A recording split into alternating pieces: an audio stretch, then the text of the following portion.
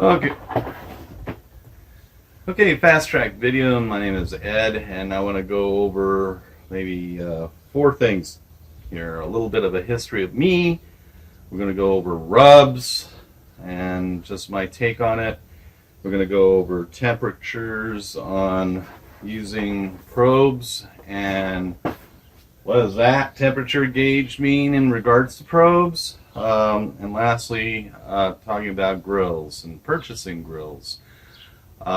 First and foremost, I want to let everybody know that I'm not perfect in this kind of stuff. This has been very, very challenging to me in terms of learning cooking in a more dynamic way. And I speak that to let everybody know that if you have better techniques than what I'm noting here, I'm just learning. I mean, I'm not quote unquote there yet. I do not have it all together. As you can see with the rubs here, I do not have it all together. I just buy them and it's like, how am I going to use this one? What am I going to use this one for? Or maybe should I just buy a lot of herbs? And I do have a tray that spins around in the inside the house that I have yet to figure, you know, I'm going to do a quarter of this, teaspoon of this, and then I have little glasses. I pour them all together and mix it up and have a nice custom-made rub. So with that being said, I'm not perfect. I do make mistakes. This may be a mistake here, and now you're saying, wow, why are you videoing it? Because some of you guys are not making mistakes, and I'd like to find a place that I could get some feedback. And in the case of the things I want to go over with right now with rubs, this is what I've noticed. And before I do that, I'll give a little history on me. I started 3 decades ago making lasagna, and it turned out to be extremely good. I have lots of people asking me for recipes on how I make it and what I do to make it. It does take 3 hours to cook it.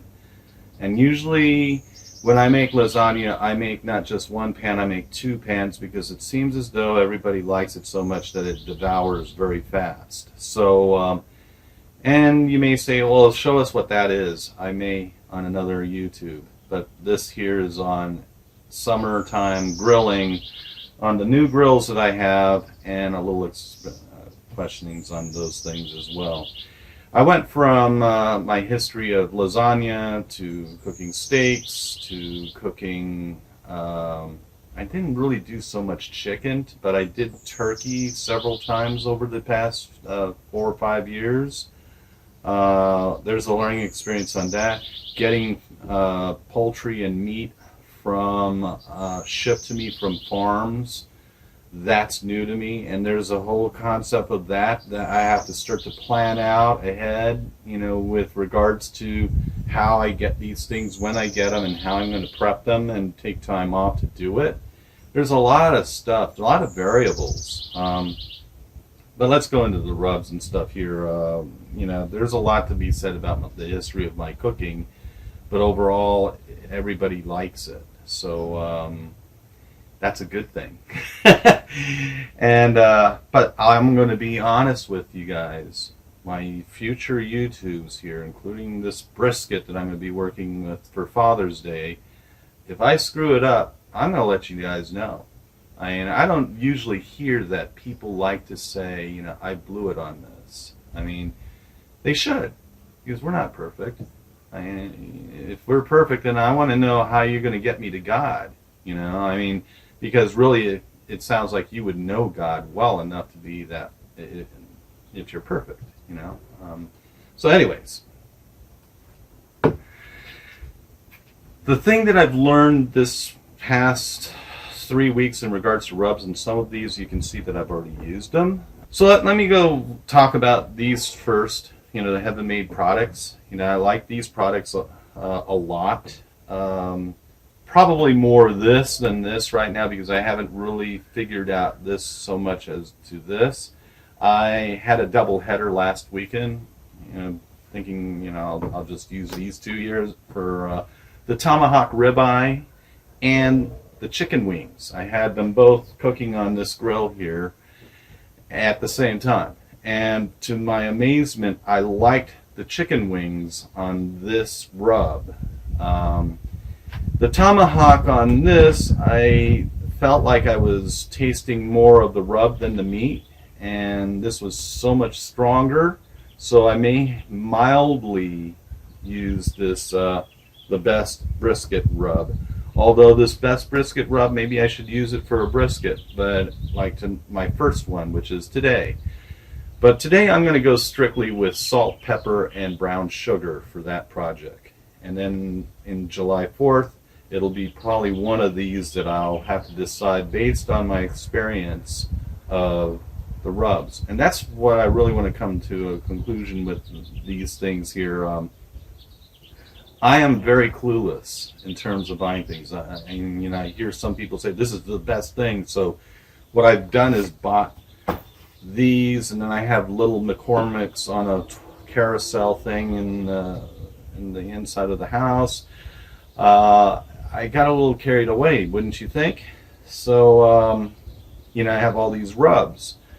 But the bottom line over all of it is nobody's perfect, and I'm not. I mean, you can throw me any kind of comment you like on YouTube. I mean, I'm just trying to learn how to do this stuff in a way that gets people excited about having a good meal. So, anyways, I've already talked about these rubs here. This one I just got the other night, which is very much like this rub that I used on my beef chuck, which was not last week, but 2 weeks ago on this grill here. This has a buttery smell, and it smells good. And when I cook with it, it's really good. I mean, it's the Grill Mates by McCormick roasted garlic and herb. But it's no different than this one here, which is a peppercorn, garlic, and herb. This one has the same, very similar smells of a good rub. So I will definitely be using this in one of my upcoming projects. So, but with that being said, with regards to rubs, some of them are strong, and if you have expensive meat, I don't really like to put down a large portion of rub on an expensive meat unless it's something like a brisket, and unless I know the rub is not so strong as this, which kind of gives me the impression like I'm just tasting the rub and not the meat. So, and that leads to another thing with me with cooking is if I screwed up on something, I'm going to let people know. I can probably tell them, do you want me to put some sauce over this thing so that it camouflages the taste or something of something burned or something that's undercooked? Maybe, add a little more flavoring to something that's undercooked. I mean, but the thing behind it with me is I want to be honest with people. The first experiment I had last year, which was really good, was cooking beef Wellington during Thanksgiving, and that was really, I've never done that before, but it really turned out good. But it was all created one direction, where people on the table were saying, I don't like things medium rare or rare. I want it well done. And then I said, well, I don't, if I overcook my Wellington, then people may say I like it a little more medium or medium rare. I can't go back from something that's overcooked. So those are things that I started to say, I'm just going to cook it more towards medium, and just have them, take it and put it in the stove or microwave and make it whatever they want, rubber meat, and like that. Okay, so I think I've gotten enough on rubs here. Anybody that can offer me suggestions in terms of using some of these things, greatly appreciate it. I certainly will do the same in return with my experiences on certain things here too. I just made a video just now on thawing out meat that I got in the mail, so it's more of a learning experience, which I don't see from too many people. They talk about, I just got this from a package and I'm going to do this unboxing thing. It's great that you're doing an unboxing thing. What did you do after that in terms of from there to the rub and the trimming of the meat, of the brisket for that matter? Because I'm more concerned that, am I doing something wrong? I'll do the best I can in terms of my own screw-ups to help someone learn and say, hey, I don't need to do an Ed. He's already done it, but I've learned something from him. So that's an awesome thing.